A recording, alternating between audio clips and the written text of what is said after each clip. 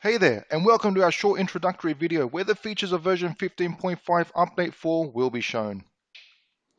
As with all our previous updates, a lot of work has gone into this update as well, most of which is behind the scenes or under the hood, but there are a few new features which will simplify the administration of 3CX for the admin. Here we can see a list of the main changes included in this exciting update. In addition to receiving voicemail notifications via email, there is now the option to have the audio file transcribed by an external service. Using Bing's Speech API, you can now receive the contents of the audio file transcribed as text in the email too.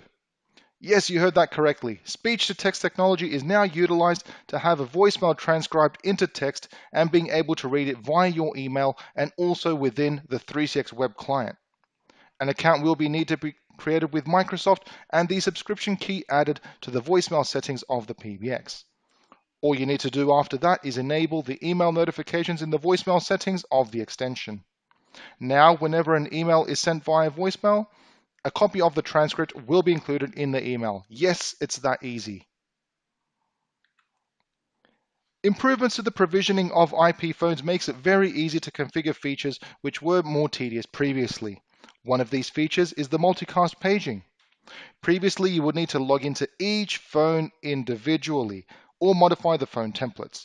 That is no longer needed, and this can now be easily configured via the phone provisioning tab. All you need to do is select your configured multicast paging group, and these settings will be sent to the phone upon reprovisioning. Another option which can be changed from the phone provisioning tab now is the queue ringtone.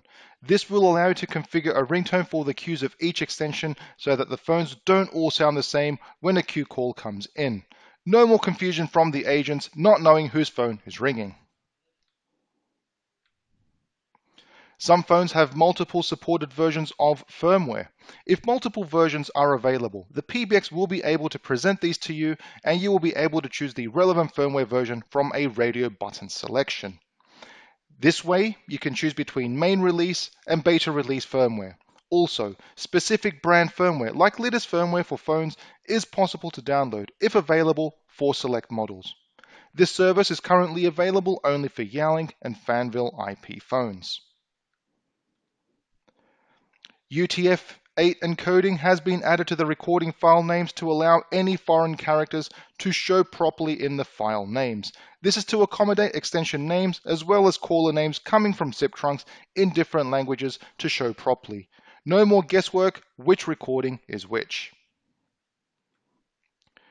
3CX is IPv6 compatible by default without any extra configuration.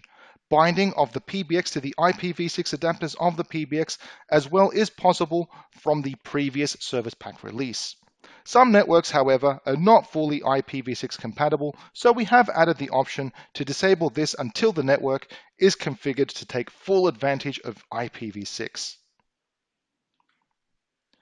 TLS provisioning is one step closer to being implemented.